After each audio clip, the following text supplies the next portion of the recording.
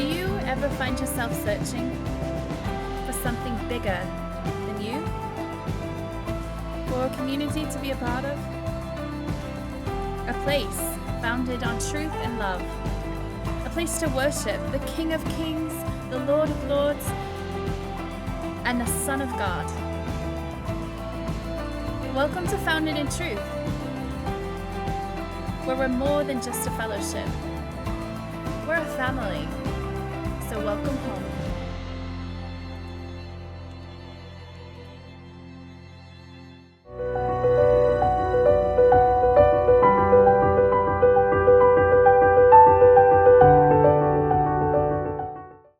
Guys, what I want to talk to you about today is something that's very near and dear to my heart.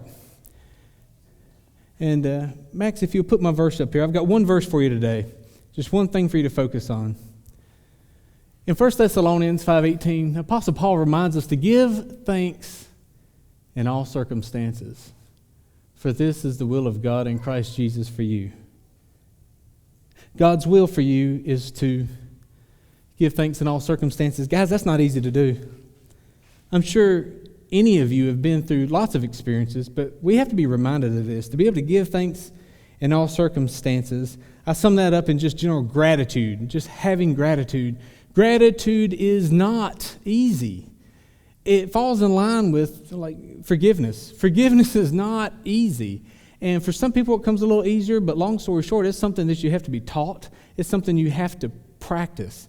What I want to give to you today is a couple of tools, some things that you can use to help in your journey toward gratitude. The reason it's near and dear to my heart is because I found myself being a student. About 10 years ago, actually, I found myself choosing to become a student of humility, gratitude, submissiveness. And I say student because I hadn't mastered it yet. I'm a really good student. And hopefully you'll consider it too after I share.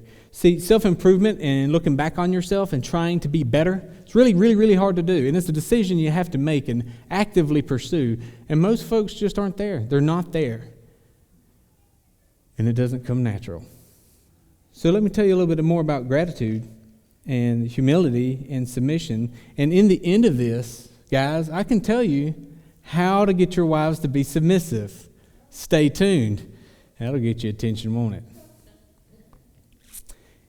You see, it's about 10 years ago, in a previous ministry, I was AV support there. We had a guest speaker come through, and long story short, I ended up calling him my mentor in many ways.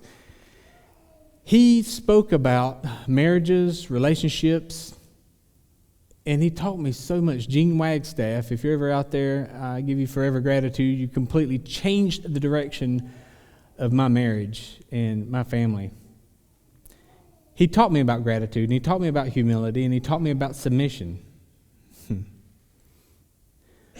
Talk a little bit about gratitude first. See, you all know that gratitude is a beautiful place of happiness. When you're grateful, you're content. When you're grateful, you're thankful, you're happier. When you can be in this mind zone, it's actually healthier in every way. But it's not a natural place. It's not a natural place to be. And I say that because you all know you grumble, you fuss, we all complain. Sometimes we use our spouse for a punching bag. I want to walk through an exercise with you. I'm going to ask you to try to participate with me. And here's how it works. I'm going to ask you to go ahead and just relax. And this is going to be played in the theater of your mind. I'm going to ask you to think back to this past week. This past week you might have had a failure happen, something that was really disappointing. Someone might have hurt your feelings. You might have disappointed a boss, disappointed a spouse, disappointed your children. Something didn't go right and it really didn't feel good. You were very unhappy about it. You got a flat tire, something. When you've got that in your mind, I want you to think about that. And think about the feelings that are associated with that. Yuck. I didn't like it. You feel disheartened. If you really feel it, you feel a loss of energy. You'll feel it kind of zapped from you. And when you feel that, I want you to double that feeling. Double that feeling and recognize how bad it could have been now. Thank God it wasn't that. This little simple exercise of doubling your peril and thanking God that it didn't happen that way is your first steps toward learning gratitude. You see, I'm not much of one to want to change a flat tire. I don't like getting dirty like that. So if it happened to me, I would definitely be distraught. But it could be worse because I've only got one spare. What if two went out? I want to couple that with letting y'all know where I'm coming from. You see, I work at the hospital. Jennifer out there, we work at Piedmont Medical Center, a local hospital here near Fort Mill, South Carolina. And I've been there 22 years. I'm an imaging supervisor.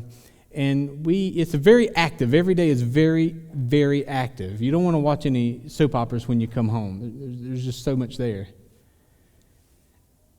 And this stupid thing here, this thing goes off constantly. It beeps every time a trauma comes in our emergency room. It beeps every time a patient comes in that's got stroke symptoms. It's constantly beeping anytime somebody who's got it worse than me is coming through the back door. I can add y'all to that group text if you'd like. I thank God every time this thing buzzes in my back pocket. It's got a custom buzz. I know what it is. Because I've seen that patient that's come in and had that stroke. I remember this one guy, this years ago, he was a truck driver. Had a stroke, wasn't near his home. He was passing through. He was a truck driver. And he had a stroke so that his eyes were locked to the right. And the interesting thing, he couldn't look up, he couldn't look down, he definitely couldn't straighten his eyes. It was locked to the right. He could talk fine, he could move his hands, everything in his life was normal. Eyes was locked to the right. For him, that stayed that way. It didn't get better. That is a symptom. We see folks come in all the time, and we're able to give them a treatment. I call it playfully Drano. It's a clot buster, and the clot that's causing the stroke can get dissolved. And a very delicate thing, but a very powerful thing that you can get your life back. And that's why we do the program we do. We beep and ding and try to rush and hurry and respond to these needs. And I've seen the patient where their eyes were pointed one way, and as they gave the TPA, the clot buster, their eyes would just straighten right up. And they were getting their function back, their life back.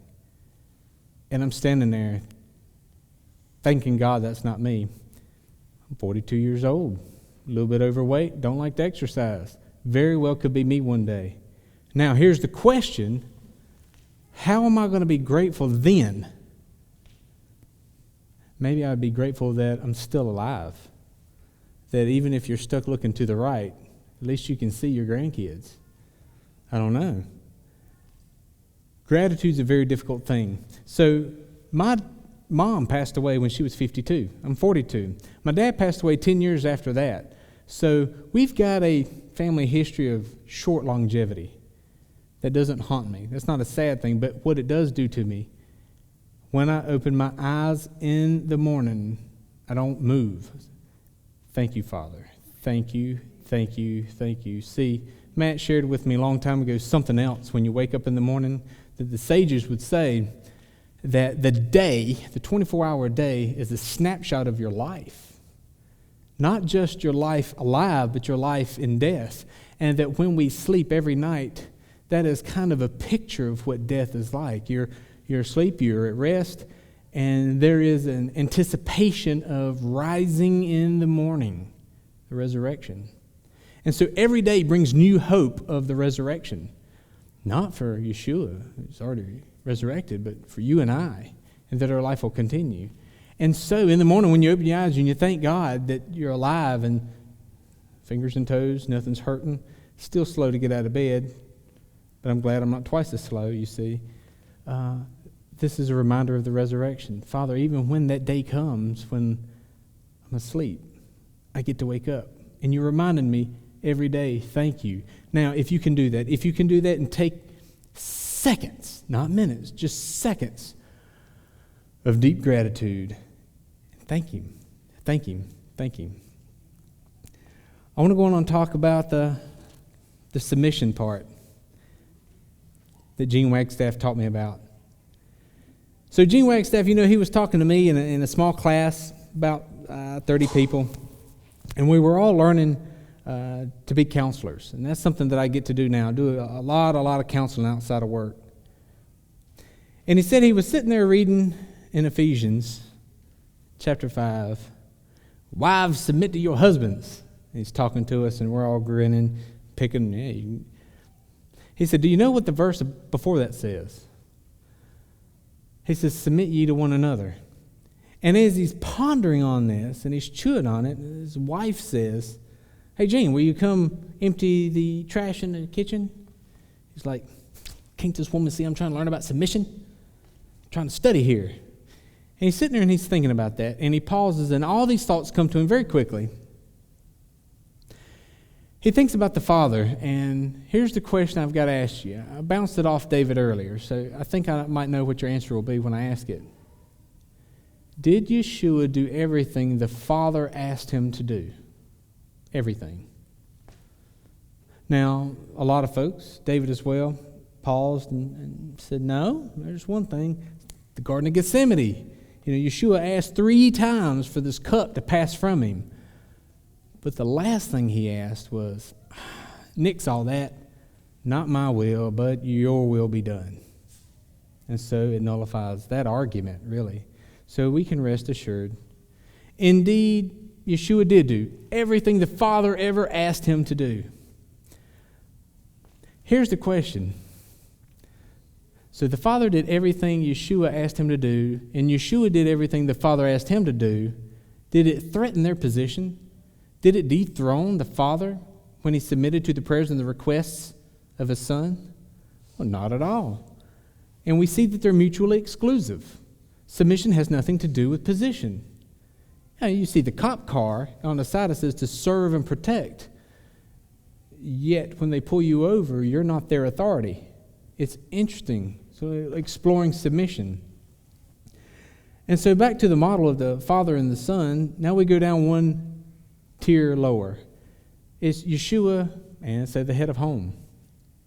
And the head of home, is the head of home supposed to be submissive to everything Yeshua tells him to do?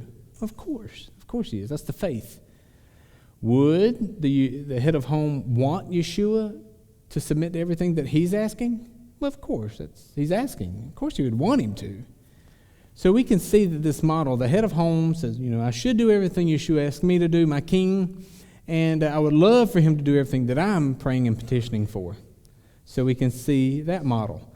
Does it threaten Yeshua's position for him to submit to the prayers and requests of the head of home? Not at all. Let's take it down the next tier.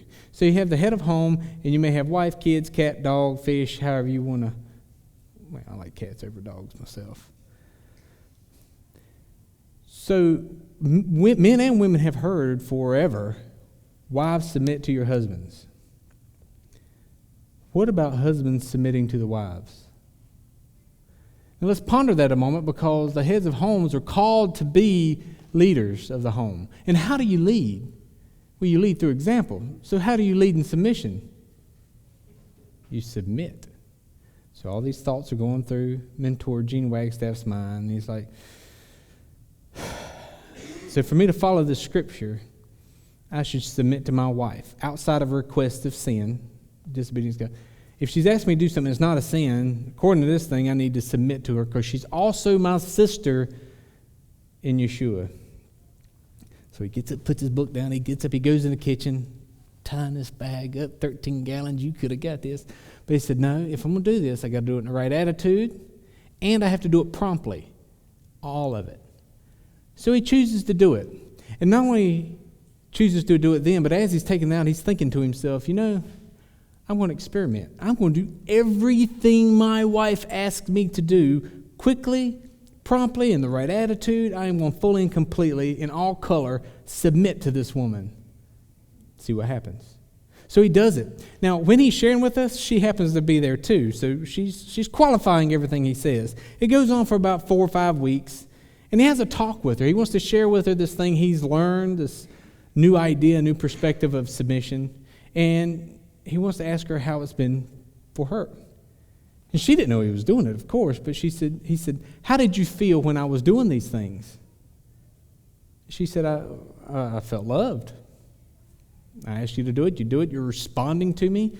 I feel loved. Just like when a baby cries and a mom answers, it feels love. He's talking to the class and he says, I didn't want to do it. You know, this is a woman I love enough that I would give up a kidney, but I didn't want to take out the trash. But I did it because of the scripture. I was doing it because I felt I was being told to do it. I was being obedient to the Father. So here's the question. If she felt loved, whose love did she feel? It wasn't coming from him. And so he said something to us in that class that resounds with me today. He said, she felt God's love pass through my act of obedience. And then immediately, he said, you know, in that Garden of Gethsemane, Yeshua, he wept tears of blood. He did not want to go to the cross. As a man, he knew what would happen if he went to the cross. Now, I'm not saying Yeshua didn't love you, but we focus on the God nature of Yeshua. But what about the man nature? Here's a man, dude, I don't know if I want to die for you. My life for your life, that's a hard thing. Did Yeshua want to go to the cross? Can we establish he did not want to go to the cross? That's a fair thing to say. That's a fact, not an opinion. Okay. Can we establish that it was the Father's will for him to go on the cross? When you look at the cross, what do you feel? Do you feel God's love? You feel God's love when Yeshua didn't want to go up there? Could it be that you feel God's love passing through Yeshua's act of obedience? And so the verse comes true. For God so loved the world that he gave his only begotten Son, who didn't want to go to the cross for you, because part of him was man at least. But he went to the cross out of obedience. And if you'll believe on what he did for you, that I sent him to do, then you've got it. You get to wake up in the morning and remember the resurrection that's coming your way. When he shared that with us, Gene Wagstaff, it began to resonate in the rest of my life, thinking, you know, the homeless guy under the bridge, you drive by and you might notice too much. Kind of really caught your attention. Maybe you're at a red light. And you start getting the thoughts, dude, probably hungry, thirsty, it's summertime, July. I really ain't got the time. I really don't. Even if you have the time, I really don't want to take the time. I don't want to take the energy. But then your faith kicks in, your conscience kicks in, it starts pushing you. So you go to the local McDonald's and you pick up a number 3 double. I'm sorry. And you take it to him, and when you hand it to the homeless guy, and this is just an example of any area in your life, you hand it to him, you might feel guilty a little, telling yourself, you know, I'm really not doing this in the right attitude. You know, you don't have to drum up the love to be obedient. If you're obedient to the faith that you follow, that homeless guy is going to feel the attention. He's going to feel the love. He's going to feel the love of you. No, he's going to feel the love of God passing through your act of humble obedience to the Father. He's going to feel loved. To me, that's reassuring because sometimes as an extrovert, pouring into other people, as soon as I get around another person, I immediately feel like there has to be an exchange, and I have to break away from that better. I want that person to be better, and I want to be better. So a lighthearted joke or trying to connect with them on an issue, whatever it is, I feel like every moment is ordained, and it's very, very important. But sometimes ain't got it in me. And you know what I mean. If you're an extrovert, you know sometimes you find you don't like people. It's not that you don't like people. You like people too much. You don't feel like you have it to give it. That's really the truth of the matter. And I think about that, and it's nice to know that you have a repository of the Father's love. All you have to do is walk it out. And it's a fascinating thing that the Father chooses to use willing vessels. He chooses to use willing vessels that will at least just submit to his mission, showing love to the world. See, I really, really appreciate Pastor Matt and David, who do very, very well teaching us the relationship and the ways between man and God. For the father, it's very important that we pay attention also to the relationship between man, and that's where I like to spend my time and focus in counseling. So how do you get that submissive wife? I was also using this analogy earlier. I said, I want you to imagine yourself grocery shopping. There's some store, you're grocery shopping, and sled. For here it's sled. Let's just say it's the local guys. If a hostage situation was happening, they would come in and rescue you, right? Whatever state you're in.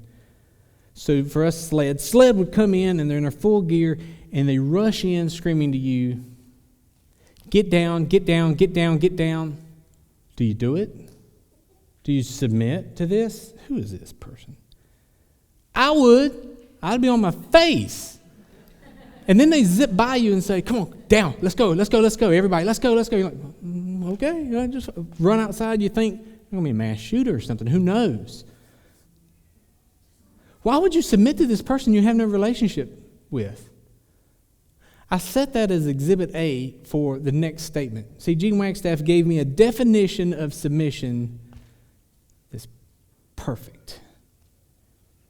Submission. To give permission to protect.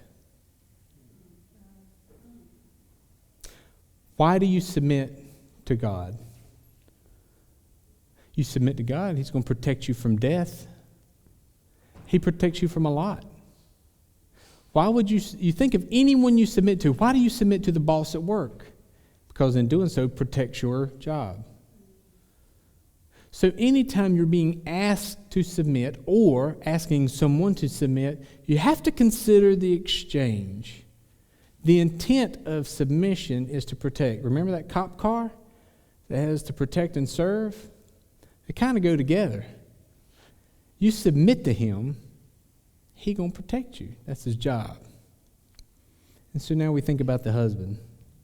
And there's many husbands who have beat up many a lady, many of our sisters in faith, especially in the faith of Christianity as a whole. The Bible says you're supposed to submit. Well, when you dive in a little bit and see that submission means a little bit more than that, pal, it means that you need to be providing protection for me to do this submitting. So guys, are we teaching in our home? Are we being an example in our home? Are we submitting first in our home? Are we apologizing first in our home as a method of leading? As a method of letting the kids see dad apologize to mom? My kids see that a lot. I've become a master of submission and apologizing. There she is. There she is. Which makes me want to roll into talking a little bit more about saying you're sorry. See, everything I'm sharing with you ties in to gratitude, and hopefully your feelings towards your mom on Mother's Day. I had to get that plug in for Mother's Day right there. When you apologize, there's a difference between apology and saying I'm sorry. Do y'all know that? Do some of y'all know that? I learned that it was better if I would just apologize quickly. When I was wrong, just full abandon. You're right, I'm wrong. You were completely right and I'm completely wrong. My bad. Katie wouldn't accept that. She says, your heart's not in it. I said, I'm not led by my heart, woman. I'm led by my mind and the wisdom, and the heart follows. And I'll eventually feel it, but right now I'm making a conscious decision to apologize to you. She wouldn't buy it. Now, it's funny because I ponder back on us talking about that, and I was really making the argument that this should be a conscious decision based on logic. I am wrong, and you're right in this matter. And that I'm really focused on the relationship, not the fact of the matter who's technically right. And she's saying, no, you don't apologize until you have the feeling. You can make a case for it either way. I don't want to start that argument. But now I know what she was looking for. The difference between I'm sorry, being sorry, and apologizing. Remorse. You see, when we do this at work. One employee is mean to another employee. You call them in, you say, I need you to write a letter apologizing to him or apologize to him. I'm sorry. It's just paperwork, right? But what would really work is for someone to say, listen, I am sorry. I really am sorry. And we can agree to disagree on the technicalities or whatever, but I really value the relationship. That leads me into wanting to share with you what your trophy is when you're in a argument or a disagreement with your spouse or anyone else in your life that you might value. You have to decide what your trophy is going to be. Is your trophy going to be your right, or is your trophy going to be the relationship? And so I want you to imagine a graph in front of you. Y-axis, x-axis, isn't that how it goes? And if up here we'll call this the value of the relationship, and we'll call this the value of the issue. So let's say somebody comes and knocks on your front door, and they want to, do you have a relationship with them? No. So it's low, it's plotted low on the graph. But they want to talk about your faith. Is that important? So that's really high. So you got no relationship with them, but they want to talk about something very important in your life. The trophy in that exchange can easily be what's right. You don't necessarily care about the relationship. Now you want to be cordial, but you want to tell this person who is challenging your faith why your faith is right and theirs is wrong. Some people like to get into that. But now the opposite, the polar opposite of that is your spouse, someone you care dearly about, and the issue is which way the toilet paper goes over the roll. 22 years and we're still talking about this. It's still going under the roll, but that's beside the point. Is that worth getting into a real fight about? Have you ever noticed that in a marriage that you fight about the stupidest things, and not only that, you'll get so far into the argument you forget what it's about? Has that ever happened to you? At that point, it's a pride issue, guys. You got to jump ship. Get off that thing. You value the relationship more than being right. Boy, I know a couple of y'all out there I'm hitting home with. Just stop arguing for arguing's sake. Y'all hearing me too, ain't you? Yeah, I ain't even going to look at you. Don't argue for arguing's sake. Value that other person. It's a funny thing, value for a person. Did y'all know, and I'm going to share with you some little tidbits that I got from just counseling folks. You know, people, when they got something to share, they won't go talk to a tree. If they're desperate, they might talk to their dog. But it's a funny thing. People, when they're bothered with something, they need to talk to another human being. And it is darn hard to find a human being that you can share with that's not going to turn around and run their mouth. There is a shortage in our faith, in everyone I know, of confidentiality. It's perverted too, in the sense some people won't share when it needs to be shared with people who can help. Say, for example, just for an example, leadership. If the leadership of a ministry and you know these people are vested in the interest of helping others, tell them they're having trouble paying their bills. They're having some trouble in their marriage. That's not breaching confidentiality. So it can be extreme. But before it goes that far, over here we got people running their mouth before they need to. What we need to be is safe ears for the other person. Safe ears for one another. A person feels greater value when they're heard.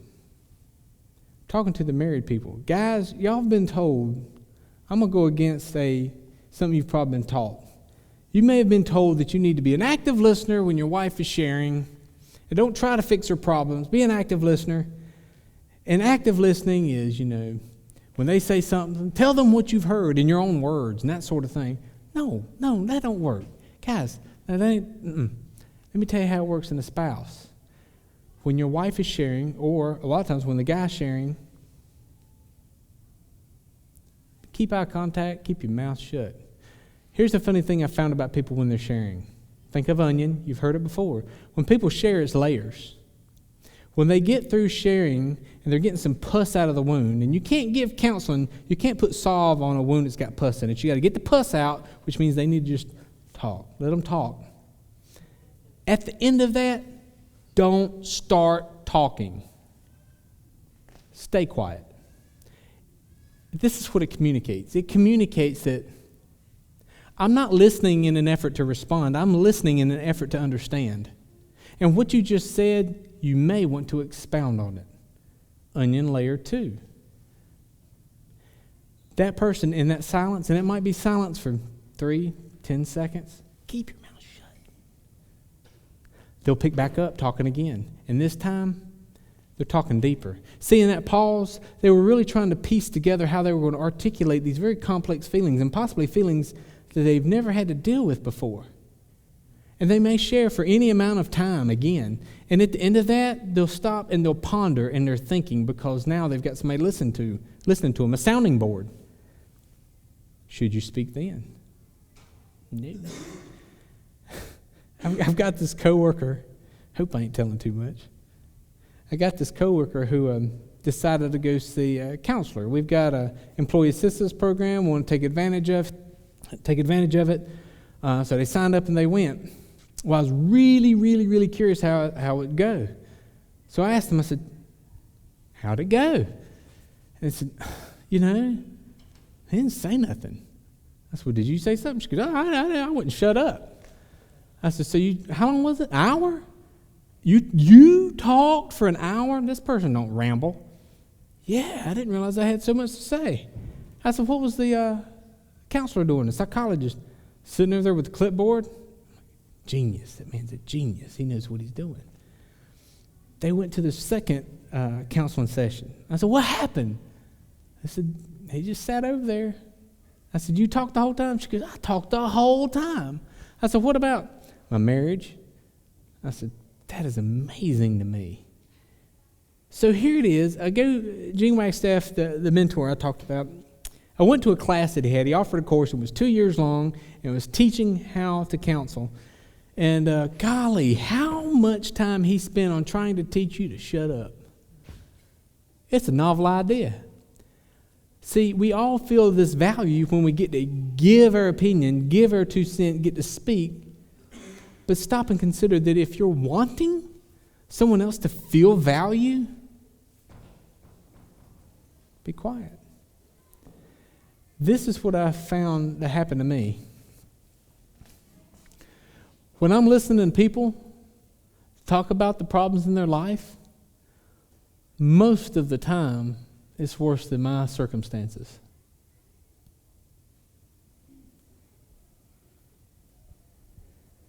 I get more therapy out of a counseling session than the person being counseled, the vast majority of the time.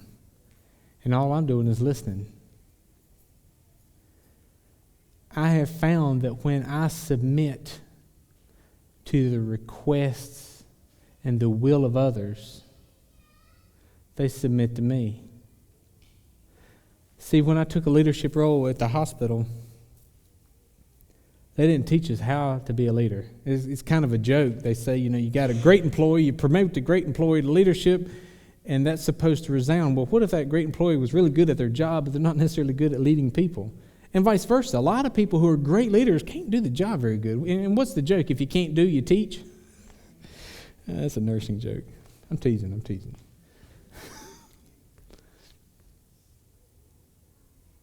And so when coming up into leadership, here's one of the tools I used. I decided that I was going to value people's requests for time off. I didn't know anything else. Nothing else. If they was asking time off to watch the grass grow, I never asked them why they wanted off. I made darn sure they got off. And that didn't matter if I had to work it or not. Thank you, Lord, I had a supportive spouse. I'm very grateful that Katie was supportive in allowing me to do that, to show value to my team, which in turn, they claim I'm a good leader. I appreciate that. It embarrasses me a little anytime it's brought up, but I tried to lead by example, and I tried to value the person. See, I don't know if this is the right path to go, but for me, the patient's experience is not my number one priority. My number one priority is for my staff to feel important, and they, in turn, will value the patient. How can I expect the employee to care about the patient if no one really puts them first. At some point, somebody's got to put you first in their life, and you'll feel value. And sometimes you can put others first in your life and give them value. We just pass this thing around. So I pour love the best I can into my leaders, the team leaders under me, in hopes that they'll pour it into their employees, and it trickles all the way down to the patient and their family and the people who need that love. Gratitude, humility, submission, it all ties into each other. I want to go back to that tool. I want to give you at least one practical application. Worship team, you can take your time coming up this way. I want to spend some time talking on this little piece, though. Think about this. You can really use this, and you should really use this. Double your peril, and thank God it's not that. I tell myself that literally when I feel myself beginning to wanting to grumble. Somebody called out. I woke up the other morning, 3 people done called out. Thank you, Father, and I mean it. The 6 people didn't call out. And you know, the other thing is, I've come to realize, Mark Twain made this statement. Mark Twain said, I've seen a heap of trouble in my life, the most of which that never happened. In other words, when I think things are bad, here's a quote for you. Nothing is ever as bad as it first appears. Test that. Test that in your life. Nothing is ever as bad as it first appears. And I want to take that test, take this tool and test it to something extreme. I really pondered whether I wanted to share something like this or not. But I'm gonna.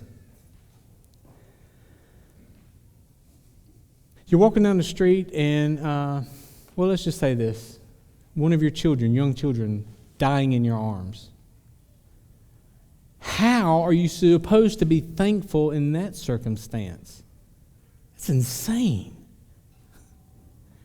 I asked Brother Pete about this.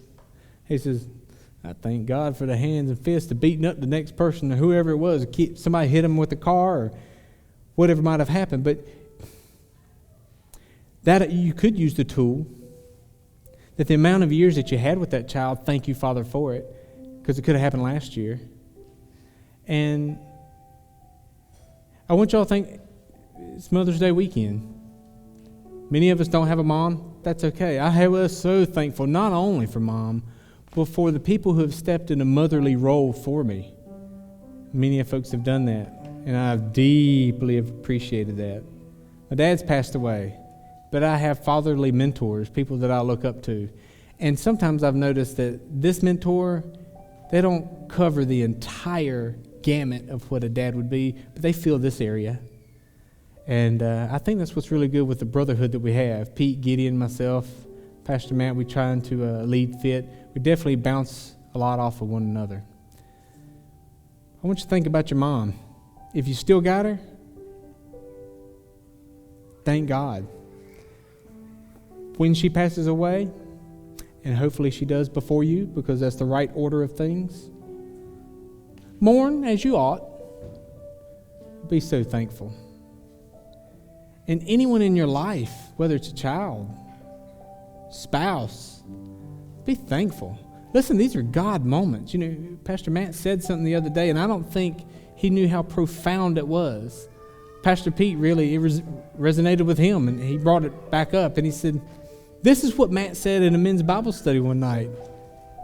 The guy had no idea what he was saying, Pete. It was definitely the Spirit. He said, the time that you have with your spouse is not common. It's special. Don't take it for granted. If you're in an argument, stop it. I want to ask you a question. Did Yeshua ever argue? He said some really challenging things that a lot of people disagreed with, but did he argue? You see, for an argument to take place, it requires a party of at least. Somebody can't argue if you're not going to argue with them.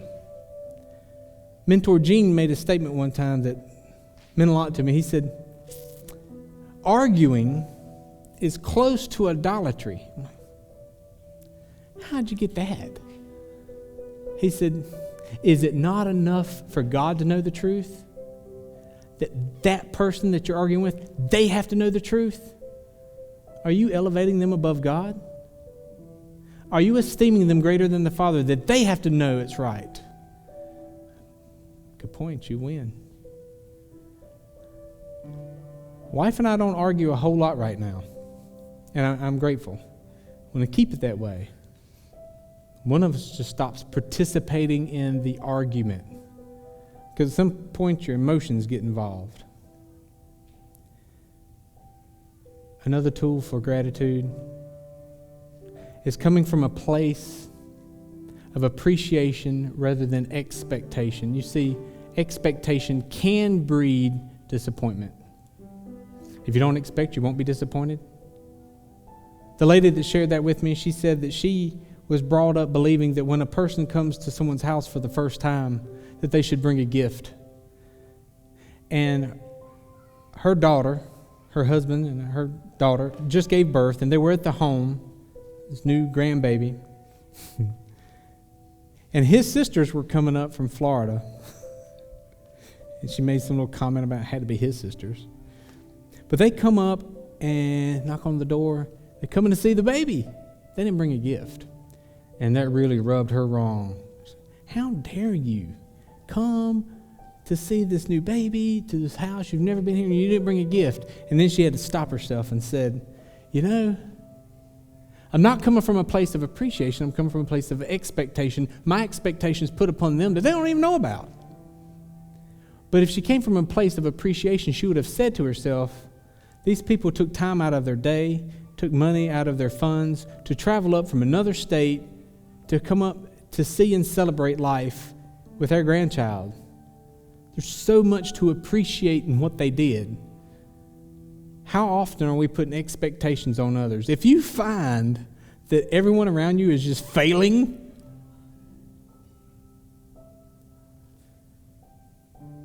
maybe it's not them.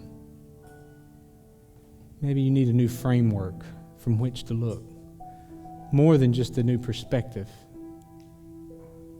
To appreciate those people in your life. Doctor yesterday said, you know, I really care about people and I like serving people, and it's a love language, and when I'm served I feel appreciated and loved. And if I was carrying some bricks from point A to point B, it would really irritate me if somebody brought me some lemonade. He said it would be kind of like spitting on me in a way. He goes, I would rather them grab the bricks and move with me. And I thought about what he was saying because I really want to connect with him. I said, that's an expectation you got there, I would imagine. I said, to my estimation, it would seem possibly better to appreciate that they got up off the couch to bring you some lemonade and that you were already moving the bricks alone.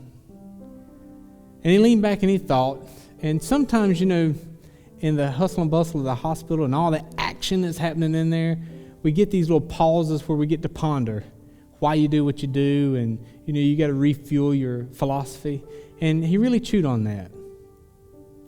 Because when we're grateful, when we're appreciative, when we're thankful in all circumstances, you'll be happier. You get more out of life. And it multiplies. The next morning you wake up and that sun is shining, and you think about the resurrection, and you think about, you know, when I die it's okay because I'm going to get to wake up again. But even before that, I got to wake up today, and I got out of bed, and back don't hurt, feet don't hurt, my eyes aren't stuck looking to the side. I'm not one of these trauma patients that got stabbed or something terrible. You're not one of these. You woke up and there's peace. Man, that's a lot. That's a lot to be grateful for.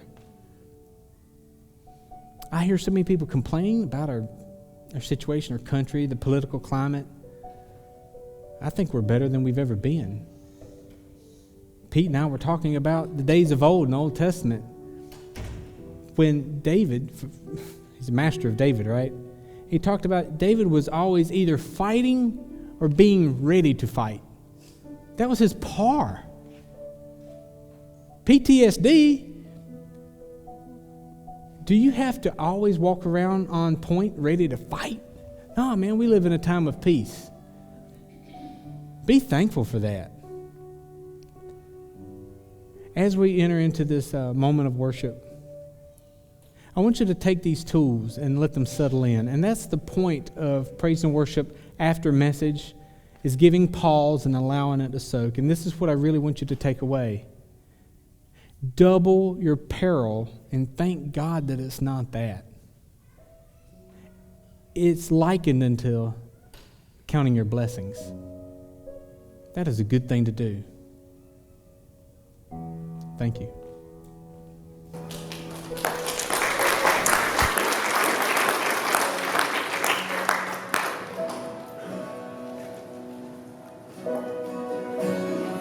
Shalom, I'm Matthew Vanderels, and I hope you enjoyed this message. Founded in Truth exists to build a community that bears the image of God and lives the redeemed life only Yeshua gives. If this message impacted you, or if this ministry has been a blessing to you, we would love to hear from you. Send us a message through our contact form on our website and let us know how God has used this ministry to edify your faith and relationship with Him. Don't forget to subscribe by clicking here. And if you'd like to donate to this ministry and be a part of what God is doing through it, you can donate through our website at www.foundeinoftruth.com or by clicking here. We thank you for your continued support, and we look forward to next time. Shalom.